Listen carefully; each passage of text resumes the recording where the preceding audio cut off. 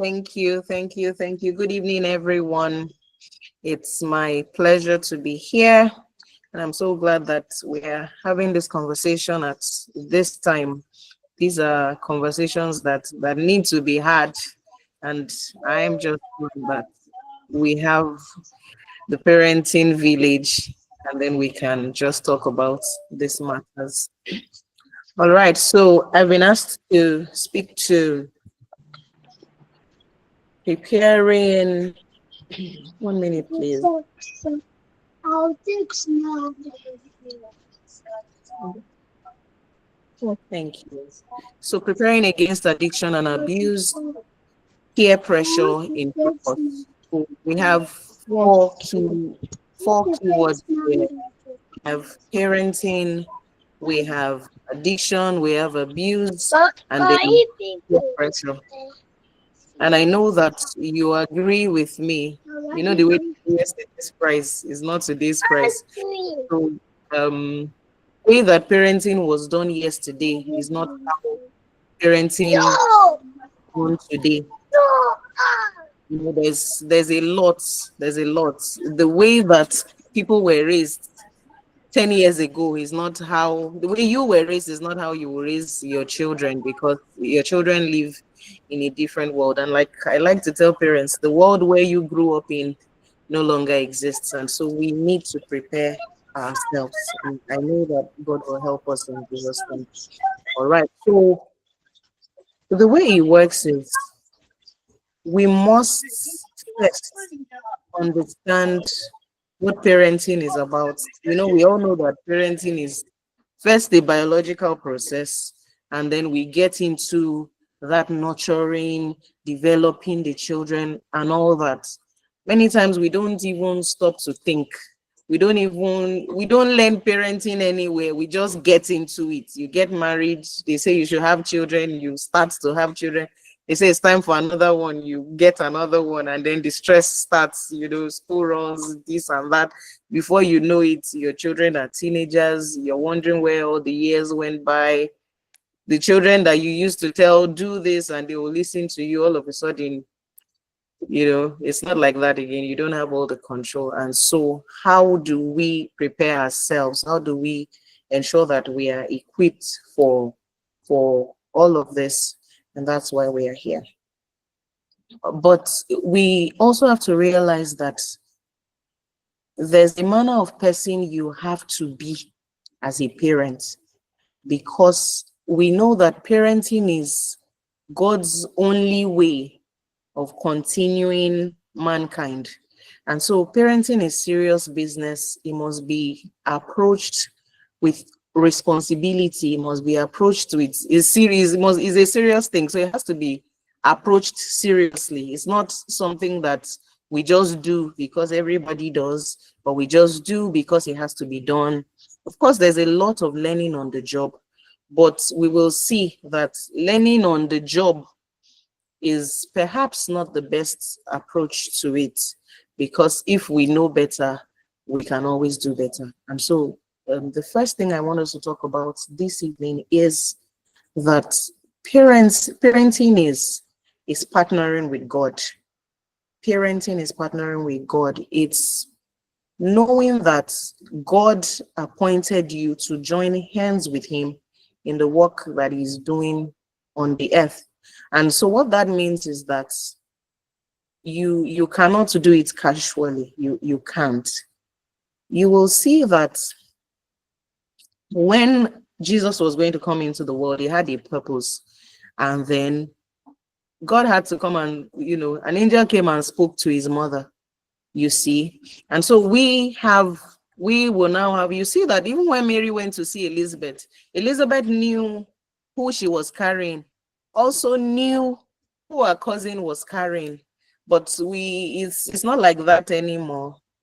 Sarah knew who she was carrying. Abraham knew the child that was coming to him.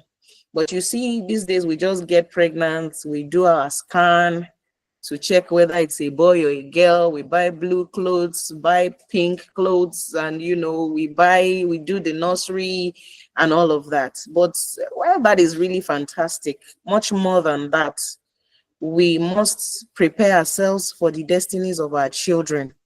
We must both be spiritual and strategic. We must both be prophetic and pragmatic. And so we must parent strategically and spiritually.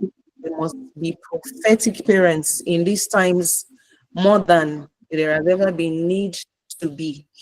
And so how the approach is, you don't just find out, oh, how parenting done. Okay, now all the children are going on holiday. Okay, this is the school that all the children, okay, this is the course that, that's good now. This is before your children come to you. And I know for many of us, our children have come. You must work with God because you're in a partnership and you cannot be running that partnership without your partner.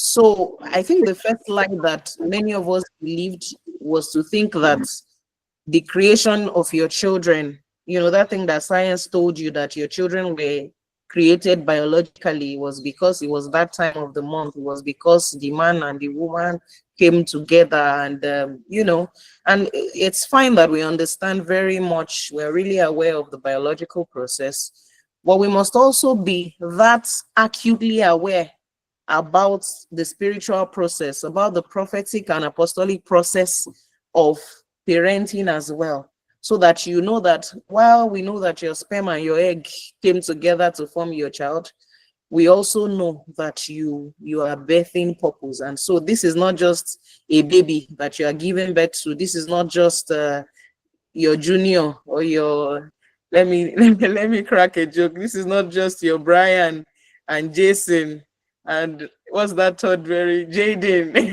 and Tiara Olua. Those are, I'm sure some of us have children named with those names. And so it's that this child that has come to me, who is this child? Because your children will not be the same. Your children will not be raised the same way. If you have 4 children, they are 4 different people with 4 different destinies who came to the world for at least 4 different things. And so it's not enough to raise them the way you were raised, or to raise all of them together. And so the first thing you must do as a parent is to know that this is serious business. This is prophetic business. And then, what manner of person must you be to be a parent? It's important. It's important. It's important, so that even before we begin to go into peer pressure, you are not even the first weapon fashioned against your child. You're not using obsolete wisdom. You're not parenting from a place of brokenness. So we see that a lot of us repeat to our children the things that our parents said to us. Some of us try to make our children become the things that we could not become. We pass on our trauma, we hand down our fears to our children and all of that. And so if you must parent and partner with God, then you must heal. You yourself must heal.